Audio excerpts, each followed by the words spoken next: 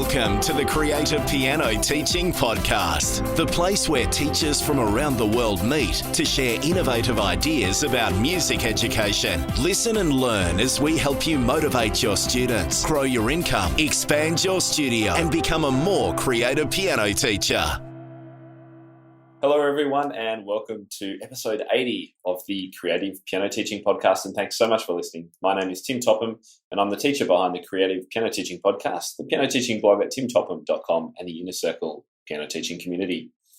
My passion is supporting creative piano teaching, whether that's through podcasts like this, or the hundreds of articles on my blog, the training courses, downloads, lesson plans, or the benefits of membership of my community. The goal is the same: to hold your hand when you need it, to push you along, to give you a heap of great ideas each week, to streamline your business and productivity, to help you set and achieve goals, and ultimately to help you provide the richest, most exciting and fun learning experiences possible for your piano students.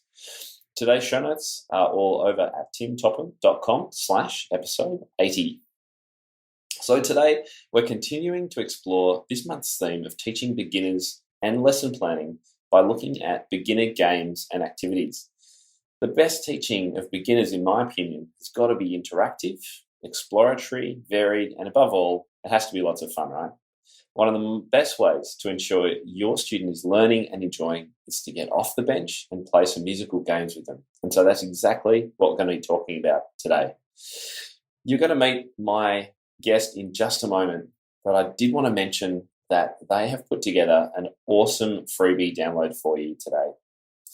What we've done is we've got 3 of my guests' top games for beginners, and we're giving away a pack of them with full instructions and everything you need to print out, including full color artwork. It's all ready to go. And the 3 games, which we'll find out about today, are called Dynamic Dynamo, Signature Sprint, and Line Space Leapfrog. You're going to absolutely love them, and they're all 100% free to download from the show notes page. So if you're ready to grab that, timtopham.com/episode 80. where you'll also find a full transcript and links to everything we talk about today. My guest today is a piano teacher, blogger, and creator of inspiring resources for piano teachers. She actually studied fashion design and worked in the industry for almost 3 years before going full-time with the piano teaching.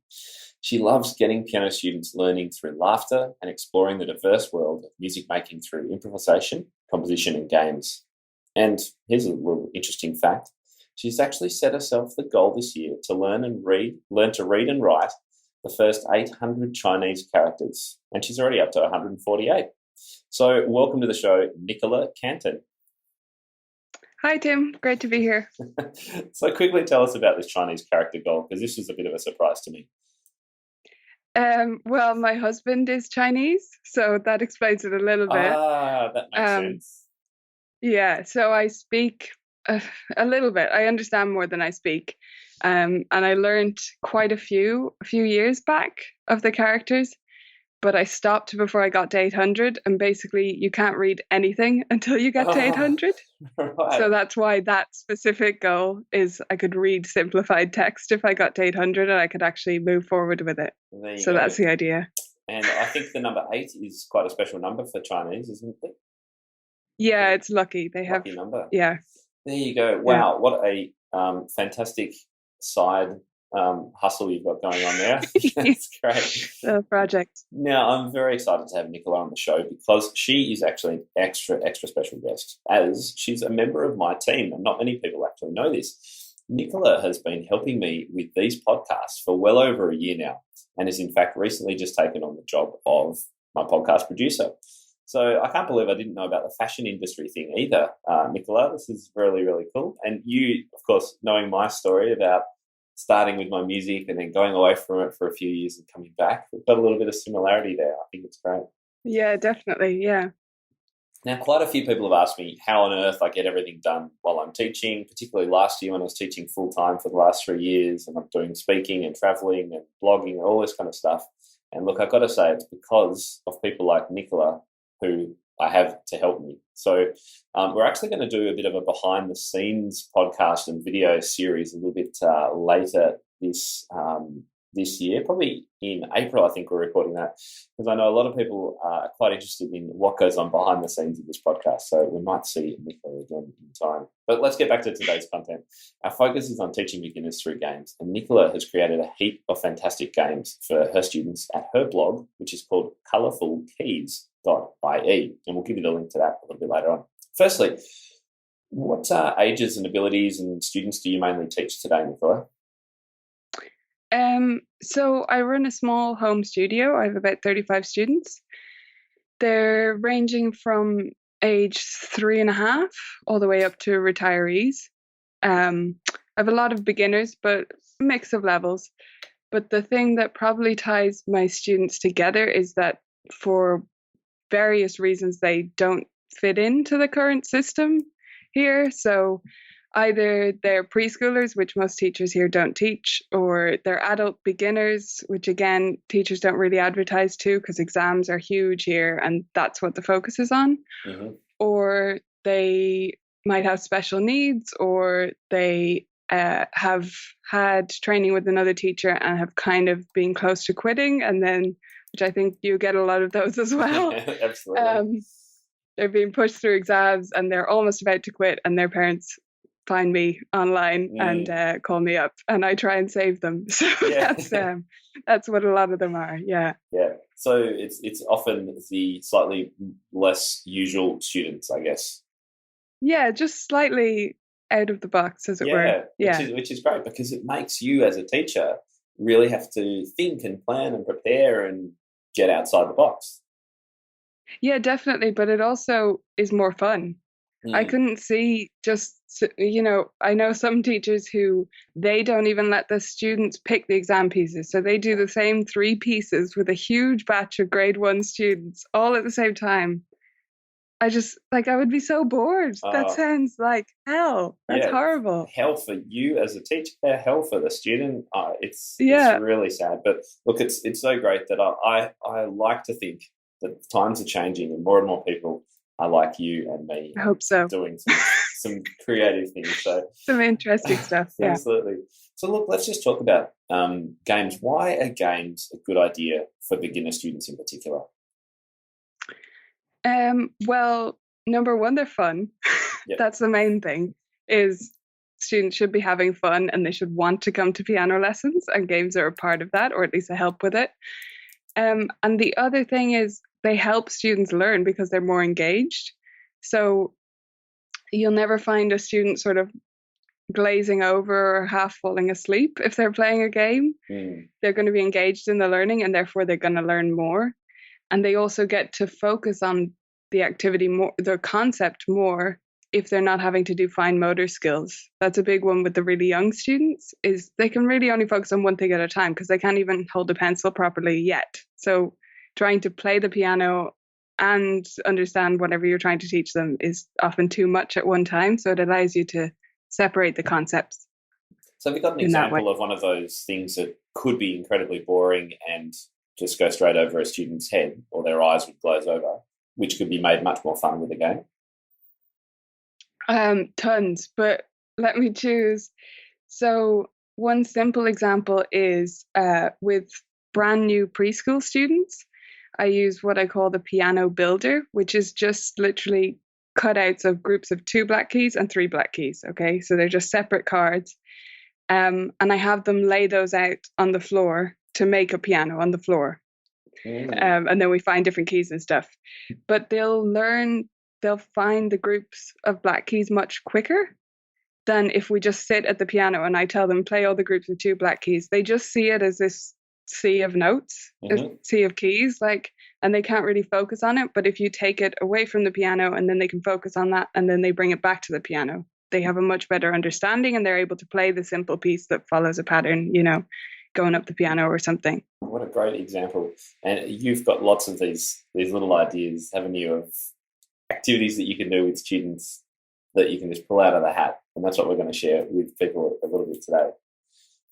What kinds of games do you actually use? Like, you've obviously created a whole lot of them. Do you use kind of board game things or iPad games, or are they all inventions of your own? What do you tend to use?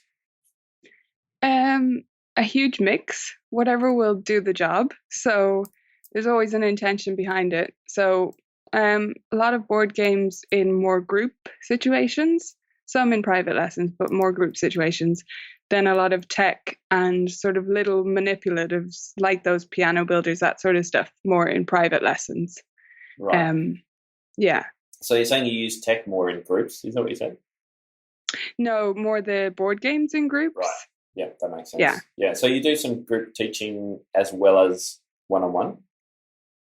Yeah, as a supplement. So I don't teach any students primarily in groups, but I do once a month workshops for all my private students. Right. And I also teach in partners as well. So I teach partner students. Okay. Does everyone have partner lessons or just a few students? No, just those who choose it. So often it'll be that they have a friend or whatever who would also like to start, and it's just a fun thing for them to do at the same time.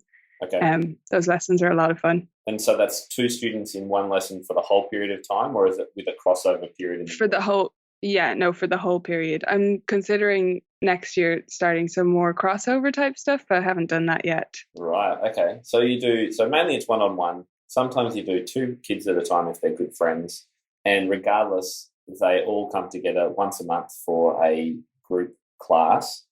And is that mixed? Is that similar abilities and ages? No, it's mixed because it's whoever can come. So that's the only way I've been able to do it, because scheduling would I have to do those on a Sunday because otherwise I would just clash with all sorts of stuff. So it's whoever can come, and I figure out a way to make it work. Sometimes they'll be split into 2 smaller groups for games. But a lot of that, we also do a lot of improvisation and stuff at that. So then, the older student will take the accompaniment pattern and we split it up that way. Brilliant. Ooh, we'll have to talk more about the mix of games and things you do in groups too then. Let's not talk about that today though. I've got to stay focused with us. Yeah. Do these kind of games work for all ages, or really is this are we talking about the youngest beginners? With the board games, card games, that sort of stuff, I find I can get away with that if they're still in primary school. So up until age 12, that is here, and then they move to secondary school. And after that, they might sort of start to think maybe it's not cool enough. Some of them you could still play games forever, but a lot of them would be a bit more self-conscious after that. But I think even after that, if you take the same sense of game to anything you do, so it could just be that they're racing to, identify different key signatures or whatever if they're teenagers together. But you can make that into a sort of game without having the board game element that they might find kind of kiddish, Yeah, I understand. Yeah, making it somewhat competitive or racy could yes. in that regard. Yeah. Yeah. Like a race, yeah. What would you say to teachers who are a little bit cautious of kind of getting off the bench and maybe onto the floor and walking around the room and things like that if they've not done this before? I mean, my traditional lessons, my teacher was a superstar and I love it a bit. But I don't remember a huge amount of time when we were kind of on the floor playing games necessarily. And so I imagine there's a lot of teachers who for this would be quite unusual for. What would you say if they haven't done this before?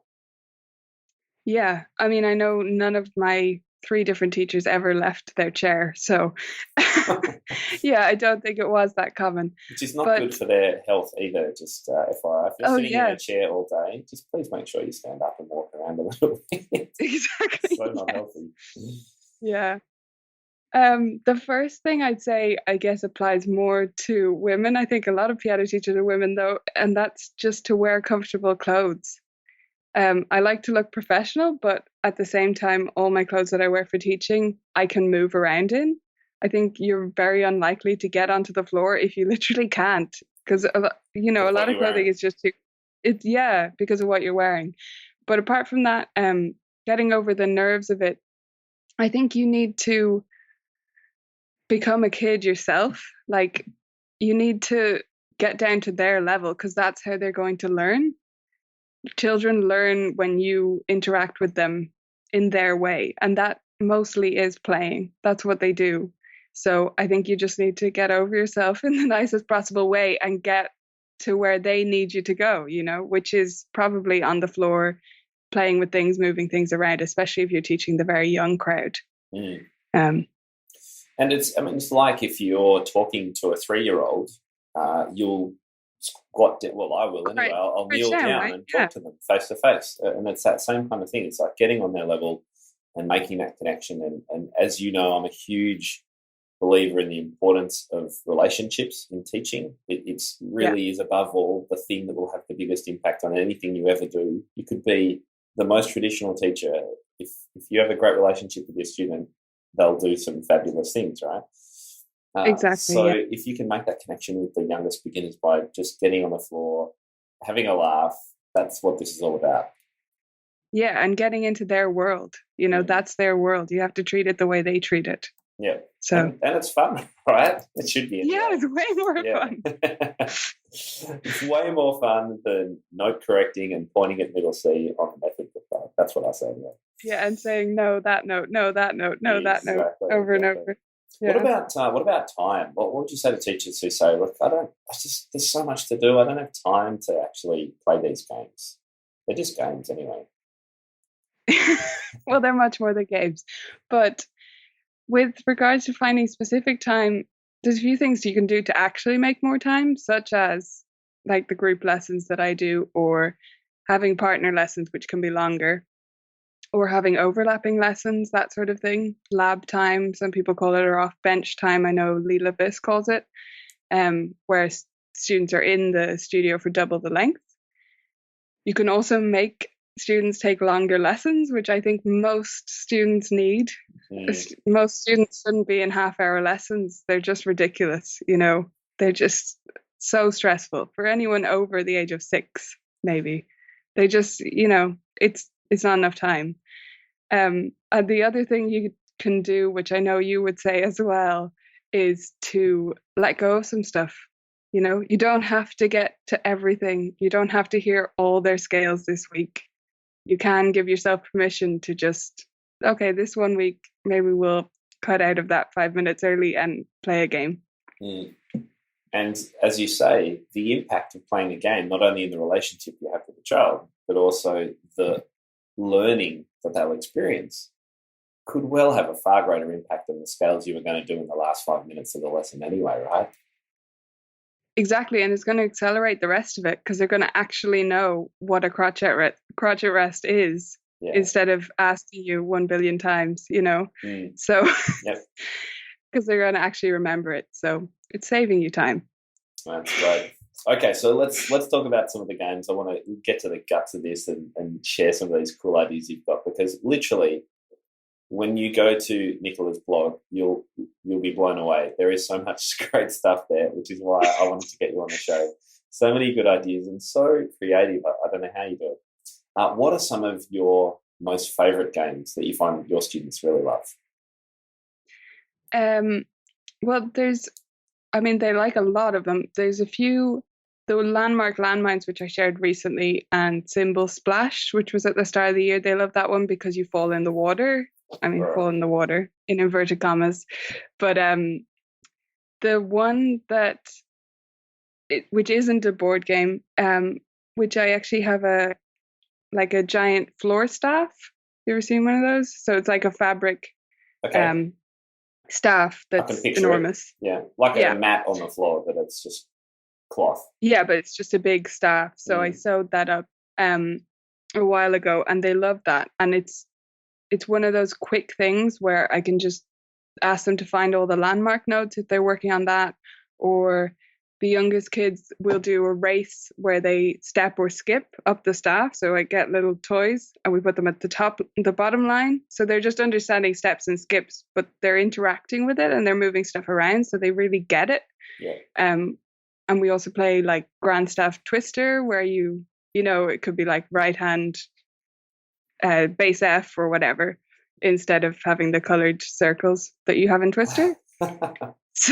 I love it. So talk us through the landmark landmines. Is that what it is? Landmark landmines. Because I actually found out about that. The reason I got you on this show today was because I found out about that and went, "Oh, this is so cool." And I've set it aside to play it with one of my students. So this is something that can people find this on your website? Yeah, we'll put a link to it. Yeah. So and landmark just give us an landmines. overview. How does it work? Because I love it. I think So good. it's you're working your way up the grand staff. Again, steps and skips. It's reinforcing. But if they land on a landmark note, they need to name the landmark note. Otherwise, they've hit a landmine, and that sends them all the way back down to the bottom of the staff. So that's the basic premise, and they work their way the whole way up the staff. So it's reinforcing steps and skips and landmark notes And together. they have to say the landmark note really quickly or something? Depends on their age. I mean, I had 2 6-year-olds playing it recently, and I gave them a lot of time. Okay. You don't want to be too mean about it, but it depends. If they've been studying for a while, yeah, they should, say it straight away. And for something like this, like really simple concept, you're testing or working with students on landmark notes. You better explain what are landmark notes in case teachers aren't familiar with this. Oh, so landmark notes are used in several different method books as a way for students to learn the notes on the staff. So there's just specific notes that you're supposed to remember straight off, and then you work the other notes out from there as an alternative to mnemonics and that sort of stuff.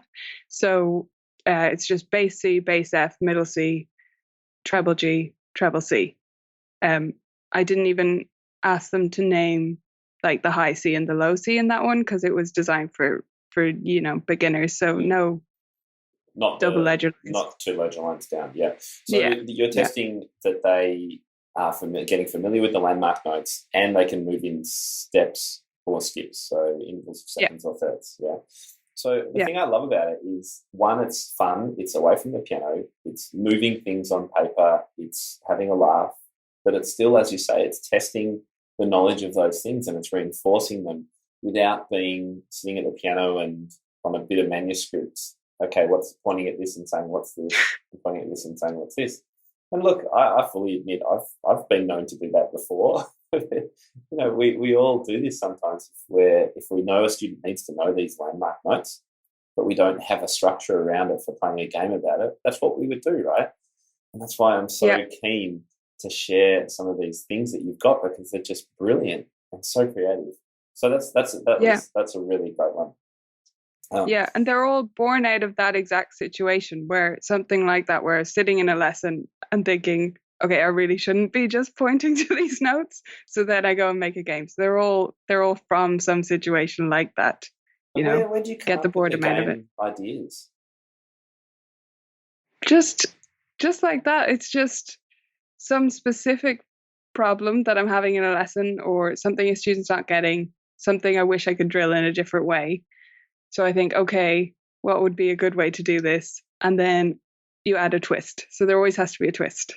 Yeah. So like the landmines there, the twist is that you fall all the way back to the bottom of the staff, or like cymbal splash, that you fall in the water and you have to swim back to shore in that one. So tell us about the cymbal splash. Is that what it's called? Cymbal splash, yeah, that was for like grade 2 students to learn, or grade 1, grade 2, grade 3, there's different levels, to learn cymbals. So like, crescendo, diminuendo, rit, that sort of stuff. SYMBOLS. I was picturing, I don't know why, I was picturing CYMBOLS. Cymbals, like cymbals. Because one of the cymbals on a drum kit's got a splash cymbal, so there you go. That kind of makes sense, yeah. All right, so cymbal splash. So, sorry, carry on. So they are going on stepping stones in that one. It's another board game. And they have to name these different symbols. And if they get one wrong, they fall into the water and they have to swim back to shore, which means basically start again. So there always has to be some kind of twist to it. Otherwise, otherwise they'll see right through it. It's a flashcard. Like they'll see that it's just flashcards. Right. Otherwise. So that's, in your opinion, the big difference between creating something that's just flashcarding and something that's a game based. Yeah. That there has to be if they do something wrong, there's got to be a penalty, or as you call it, a twist. Yeah, or not even, it doesn't have to be a penalty. It could be a way for them to get ahead either, but it has to be something that makes it a game, Yeah. It has to be convincing. Yeah. That it's really a game. Kids will see that. No, Yeah. it's great. Okay, so we've heard a couple of your games. I'm really interested. Are you able to talk us through the games that you're giving away in your freebie today? Sure, yeah. Can we go through So the those? first one is Dynamic Dynamo. So that's a card game. And in that one, they're collecting matching dynamics. The twist being there's always a twist. If you get one of the blue cards, you have to act out the dynamic in order to keep the card. So you have to name it, but act it out while you're naming it. So you would do crescendo, but you would start off at a whisper and get louder and louder as you say it, or you would yell fortissimo or Oh, kids whisper would love pianissimo, that. that sort of thing. Yeah, exactly. So That it just sounds it great. and they're really learning what it means rather than just telling you like some memorized definition, you know, Brilliant. moderately loud or whatever that means nothing to kids. Yes, that's great, and that would work so well in any kind of group or a summer camp program. Like that's a brilliant. But it's Yeah, so and simple when you think about it. it is. Yeah, it Yeah, has to be a simple twist. It can't be anything too complicated. Yeah. yeah. The good thing about that one for teachers, which they'll like, is that you can time it. So you can do it by time rather than it has to end. So if you want to fit it into the last 2 minutes of a lesson, that's how long it'll take because it'll just be done when it's done. So Right, that's great. And well, you've given us or listeners who go to the show notes can grab the actual cards they need. You've got them ready to print out, haven't you? yeah, they're all ready to print out. Those ones will even work on black and white because there's a pattern in the background. So if you need to save ink, that'll work too. And there's optional decorative backs, so you don't have to use them, but they're there for fun if you want. Brilliant. I love it. Okay, so that's Dynamic Dynamo. That's one of the freebies for today. What's the second one? So the second one is Signature Sprint. So this is time I think signatures or key signatures. Key signatures, sort of slash scales, whichever one you want to call it, Right. depending on your students. So that one is a printable paper keyboard that you can cut out that'll fold up again. So you tape it all together and it lies on the floor.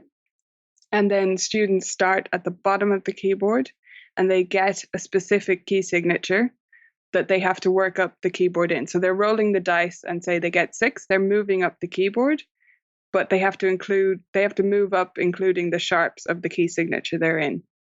So Does that make sense? say like G, A, B, C, D, E, F sharp. Yes, Sort of exactly. thing. Right. Okay. Yeah. So if you had beginning students and all they know is, one flat, one sharp, that's the only ones that are in the pack. Mm-hmm. You just take out all the other ones, or you could use it for students that know the whole circle of fifths, either or. Great. Yeah, I love it. It's, again, simple, but such a great practical way of getting these key signatures and scale notes learned. It's really good. And visualizing them up the whole keyboard, so it's not like just this isolated scale, because often they can get stuck. They know the F sharp at the top of the G major scale, but they don't know the one that's right beside the G they started on. Yeah, so they need to see it the whole way up, that it kind of applies to the whole thing. And also it'll help with ledger lines and understanding that. Yeah, brilliant. Love it. Okay, and your last one's called Line Space Leapfrog. Yes, Line Space Leapfrog. So this is a board game one, and in this one they're understanding lines and spaces, but the bonus is if they name the note as well, they get to either move 2 spaces forward if they're at the front, or leapfrog over the next player. So that's the twist. So they're working their way up, but it's quite fun because they get to skip over each other's counters if they're good at their note names. And this one is also great because you can use it with a mixed group. I have a lot of mixed groups in my group classes, so I often design them that way, where you can have a cheat sheet. So if one student is really good at note names, they don't get anything, and another one is working on the note names, but they're not quite sure of the landmark notes yet, so they might just get the landmark notes as their cheat sheet. And then a really young student will get the whole staff, because it's difficult enough for them to identify which note that is on their sheet. That's enough if they're 4. So they get the whole staff with all the letter names printed in. It's great. Well, I hope this is giving people who are listening the feeling that they could do this themselves too. I don't want I'll start this again. While it's great that there are so many resources out there for all of us teachers on blogs like yours, there's many others.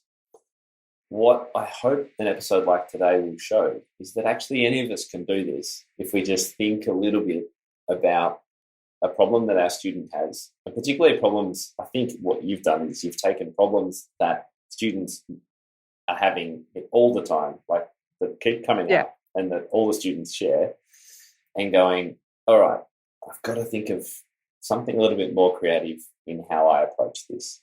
And then the game comes out of that. Yeah. So I'm hoping that, other teachers will hear this and go, I've got that kid that always struggles with this, or all my students really find this hard.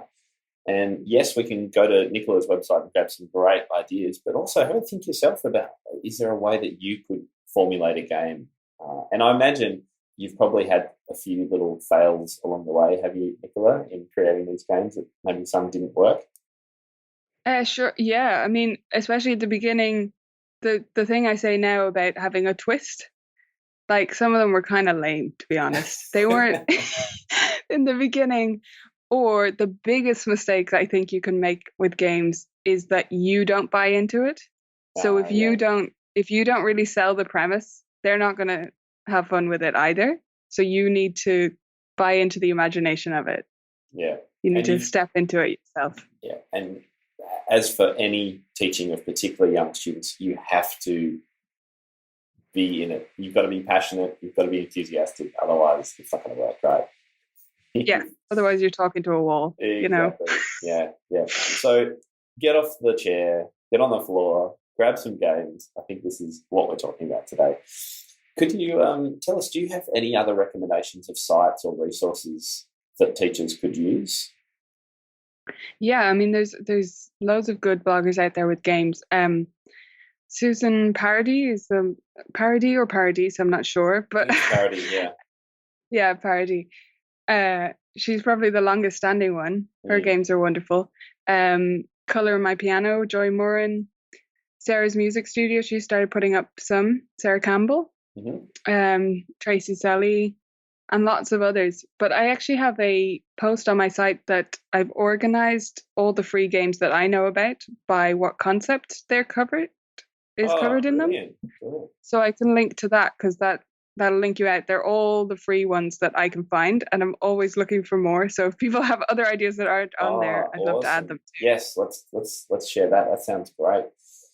Fantastic. Well, look, I think that's been a really good summary of what you can do. You've given me some ideas, and I'm not going to do the old flashcards in quite the same way anymore. So thank you so much for sharing your enthusiasm for games with us. It's been great fun. Oh, no problem. It's a pleasure. Now you can find, as we've talked about, lots of great creative teaching freebies and ideas at Nicola's blog. The blog is colourfulkeys.ie. Now you spell it COLOURFULKEYS. So it's the Australian/British spelling of colourful with the U. Yep. Colourfulkeys.ie /Irish, yeah.